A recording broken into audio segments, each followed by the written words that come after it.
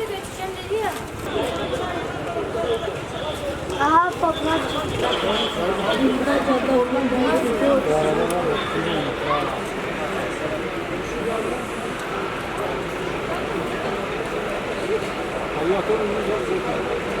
Burası boştu, o tak seni indik.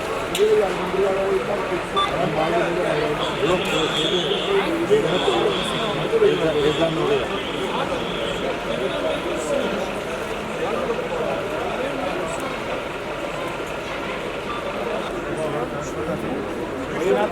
Abi araba mı şey? Kenardan dur.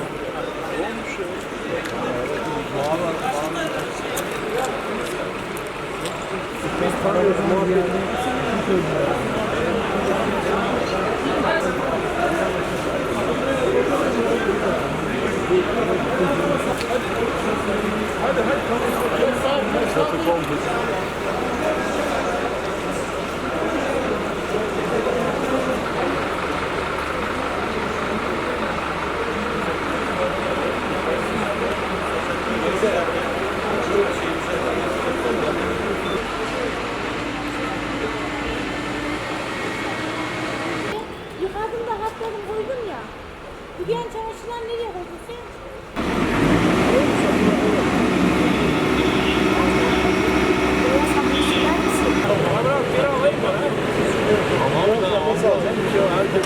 Alamadım. Ambulans almadım. Biraz boşalması lazım.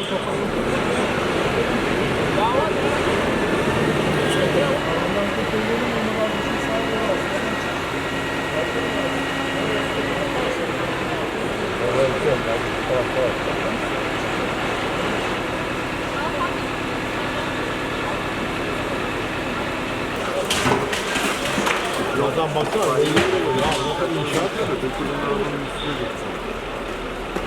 İnsanlar hızlı okuyor. Başkanlar işine karşılıyor.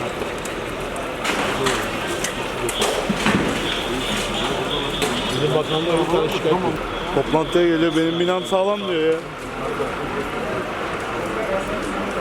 Adam meyveyle döküyor, baksana bırak. Abi çıksın abi. Yazık değil misin abi?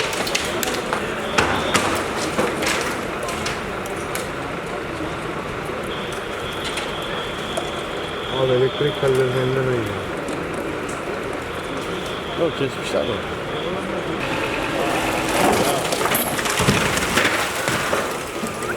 Düştükçe adamın için.